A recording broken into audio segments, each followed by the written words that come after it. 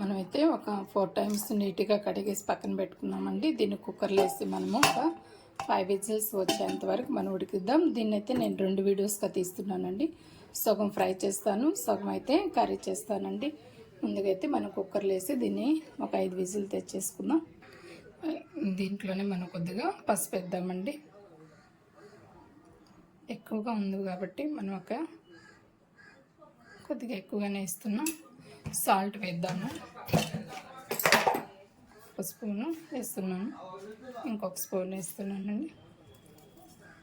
మొత్తం అయితే ఒక 4 స్పూన్స్ వేసాను. ఇప్పుడు మనం మూత పెట్టేద్దాం. ఆల్రెడీ ఇందులోనే వాటర్ ఉన్నాయి కాబట్టి ఎక్కువ వాటర్ వేయలేదు.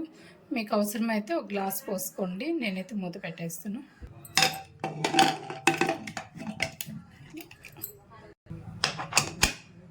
స్టవ్ వెలిగిస్తామండి.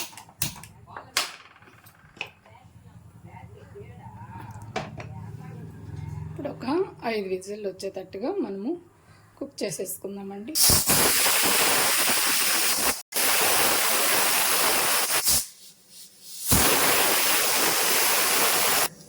ఇలా మనకి 5 విజిల్స్ వచ్చేంత వరకు మనం ఉడికించుకున్నాం కదండి. మనం కుక్కర్ ఆపేస్తాం, స్టవ్ ఆపేస్తాం, కుక్కర్ దింపేద్దామండి కిందకి. చూడండి మనమైతే తీసేస్తున్నాం. ఇందులో అయితే సగం కర్రీ చేస్తాం, సగం కర్రీ చేసేస్తామండి. స్టవ్ వెలిగిద్దామండి. స్టవ్ వెలిగించి కడాయి పెడదాం. మనకైతే కడాయి అయితే వేడి ఎక్కువైపోయిందండి. ఇప్పుడు ఇందులో మనము గసాలు వేద్దామండి. నేనైతే గసాలు అయితే ఒక 4 స్పూన్స్ తీసుకున్నాను. దాన్ని వేయించుకున్నాం. అందులోనే మనము ఏలక్కాయలు ఒక 4 పట్టాలు లవంగా వేసామండి. కొబ్బరి కూడా వేస్తున్నామండి. ధనియాలు కూడా వేద్దాం. ధనియాలు కూడా నేనైతే ఒక 4 స్పూన్స్ వేసానండి. ఇవన్నీ కొద్దిగా బాగా ద్వారగా వేయించేద్దాము. చూసారా ఎంత బాగా మనకు వేగిపోయినాయో. ముందైతే నేను గసాలు వేసానండి. మీరైతే ముందు వేయబాకండి, తర్వాత వేసుకోండి. దింపుకునే ముందు వేసుకోండి.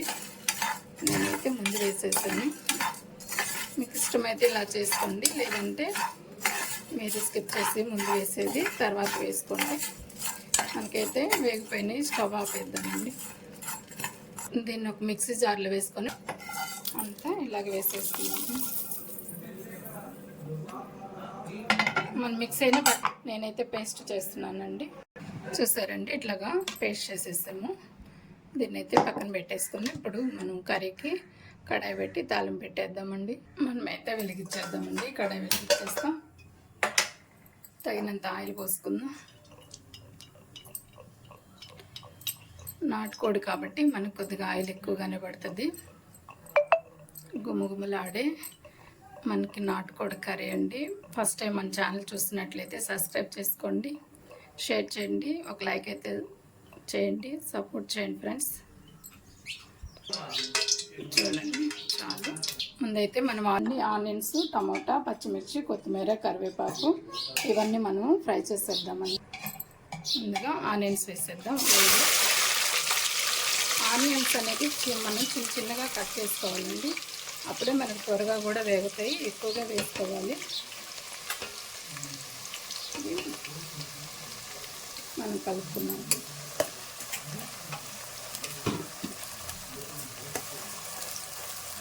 మనకి గోల్డెన్ కలర్ రావాలండి. మనకి నాటుకోడి కాబట్టి కొద్దిగా ఆయిల్ ఎక్కువ పడుతుంది. అది మాత్రం మీరు కంపల్సరీగా వేసుకోండి.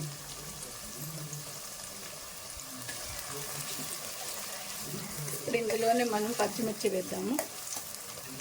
పచ్చిమిర్చి కూడా ముందుగానే వేసేస్తున్నామండి. అలాగే మనం చూడండి కరివేపాకు కూడా వేసేస్తున్నాం. కొద్దిగా కొత్తిమీర కూడా వేసేస్తున్నామండి.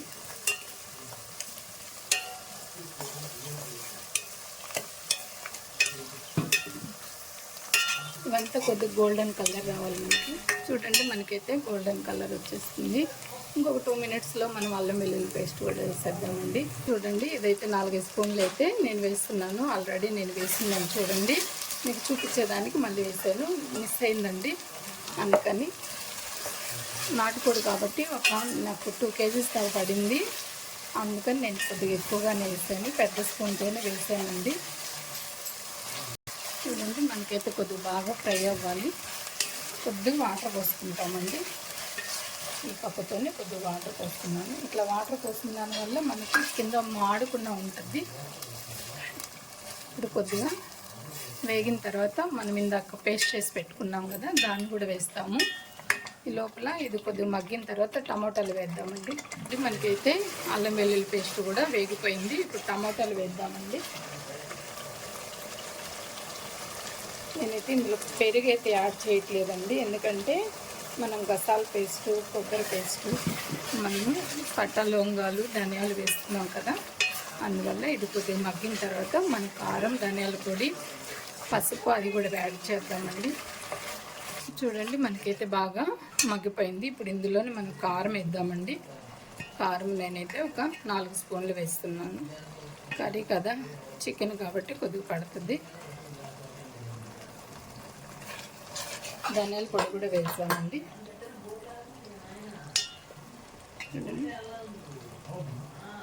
ఇంకా ఇది కూడా నేను 4 స్పూన్లు వేసానండి. ఇప్పుడు కలిపేస్తాం. చూడండి పసుపు కూడా కొద్దిగా వేస్తున్నాం. ఆల్రెడీ ఇందాక వేస్తున్నాం కదా, మీడియం ఫ్లేమ్లో పెట్టుకొని మనము ఫ్రై చేసుకోవాలండి. ఇప్పుడు ఇందులో మనం ఇందాక గ్రైండ్ చేసి పెట్టుకున్న మరి పేస్ట్ మనం వేస్తామండి. గసాలు, ధనియాలు, చెక్క మొగ్గ, ఏలకలు, కొబ్బరి మనము చేసాం కదండి, అది వేద్దాం. ఇది వేసిన దానివల్ల చాలా టేస్ట్ అనిపిస్తుందండి, చాలా రుచిగా కూడా అనిపిస్తుంది. ఇది మాత్రం కంపల్సరీగా మీరు వేయాల్సిందేను. అందులోనే కొద్దిగా మిక్సీ కడిగిన వాటర్ ఉన్నాయండి, అది పోసేస్తున్నాం. కొద్దిగా కలుపుదాము. కొద్దిగా మగ్గిన తర్వాత మనం చికెన్ వేసేద్దామండి. ఇప్పుడు కొద్దిగా మనం సాల్ట్ వేద్దామండి. చూడండి అన్నీ వేసిన తర్వాత మనకి ఎంత గ్రేవీ లాగా వచ్చిందో చూడండి. నేను చికెన్లో కూడా వేస్తున్నాను కాబట్టి మళ్ళీ చూసుకొని వేసుకుందాము.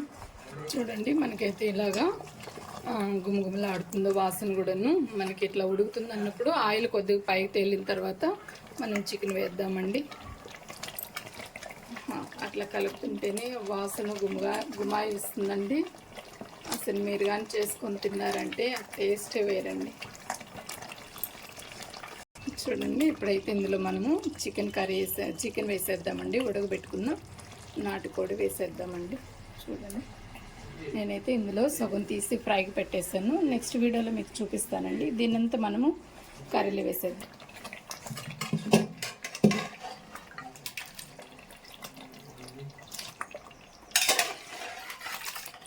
మనమేమి వాటర్ కూడా పోయలేదండి, ఎందుకంటే ఇందులో వచ్చిన వాటర్ నేను యాడ్ చేస్తాను. ఎందుకనంటే వాటర్ ఉన్నప్పుడు ఆ వాటర్ కోసమంటే మళ్ళీ ఎక్కువగా వాటర్ అయిపోతుంది. మనకి గ్రేవీ లాగా కర్రీ లాగా కావాలంటే ఈ వాటర్ సరిపోతాయండి. తీసుకున్నాం, ఇలా మొత్తం కలిపేసుకున్నామండి.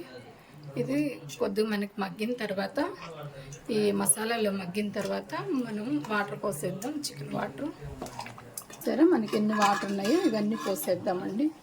చూడండి మనకైతే బాగా మగ్గిపోయింది. ఇప్పుడైతే వాటర్ పోసేస్తున్నాం. మీకు కావాలన్నా ఇలా కొంచెం వాటర్ పోస్తున్నాను, ఎందుకంటే వేస్ట్గా పోకుండా వాటర్, చికెన్ వాటర్ అది వేసిన దానివల్ల మనకి చాలా టేస్ట్ అనిపిస్తుంది, రుచిగా కూడా ఉంటుంది. వడల్లో కానీ అలాగే కొబ్బరి రైస్లో కానీ దోశకు కానీ బాగుంటుందండి. ఇప్పుడు ఒకసారి మనం ఉప్పు కారం చూసుకుందామండి. ఇలాగ మనం లో టు మీడియం ఫ్లేమ్లో ఇట్లా ఉడికించుకోవాలండి. చూడండి మనకి ఆయిల్ కూడా ఎలా పైకి తేలుతుందో. మనకి ఇంత వాటర్ కాకుండా గ్రేవీ లాగా ఉండాలి. ఎందుకనంటే గ్రేవీ లాగా ఉంటే మనకి చాలా అనిపిస్తుంది. చూడండి మనకి ఆయిల్ ఎలా తేలుతుందో. నాటుకోడి కాబట్టి దాని స్కిన్ కూడా మనకి మంచిదండి. మన బాయిలర్ కోడికి నాటుకోడికి చాలా వ్యత్యాసం కదండి. మనకి నాటుకోడి ఆరోగ్యానికి కూడా మంచిది. మనం చివరిగా జాజికాయ పొడి కూడా వేద్దామండి, యాడ్ చేద్దాము. మధ్యలో మనం కలుపుకుంటూ ఉండాలండి. నేనైతే స్టీల్ పాత్ర పెట్టాను కాబట్టి కొద్దిగా మనకి అడుగు అంటుకుంటుంది. చూడండి ఇంకొంత మనం చిక్కబడాలి. చివరిగా మనమైతే జాజికాయ పౌడర్ వేస్తామండి. చూడండి నేనైతే కొద్దిగా తురిమి పెట్టేసుకున్నాను. టేస్ట్ చాలా బాగుంటుందండి. నేను ఒక హాఫ్ స్పూన్ మాత్రమే వేసాను. ఇలాగా మనం అంతా కలిపేసుకొని ఒక 2 మినిట్స్ ఇలా వదిలేసి, మనం ఆయిల్ పైకి తేలేదాకా అలా వదిలేసి తర్వాత ఆపేస్తామండి. చూడండి మనకైతే ఫినిష్ అయిపోయింది. గుమ్మగుమ్మలాడే నాటుకోడి కర్రీ అండి. చూసారా, నేనైతే చివరిగా కొత్తిమీర వేసి దింపేస్తానండి. చూడండి, చివరిగా మనం కొత్తిమీరతో వేసేసుకున్నాం. స్టవ్ ఆపేస్తామండి, దింపేద్దామండి. చూసారండి ఎంత బాగా పర్ఫెక్ట్గా వచ్చిందో. ఇదైతే చికెన్కి వడకు కానీ, దోశకు కానీ, రైస్కి కానీ చాలా బాగుంటుందండి. మీకు నచ్చినట్లయితే లైక్ చేయండి, షేర్ చేయండి, సబ్స్క్రైబ్ చేసుకోండి ఫ్రెండ్స్. మన ఛానల్ కూడా సపోర్ట్ ఇవ్వండి. నమస్తే ఫ్రెండ్స్, బాయ్.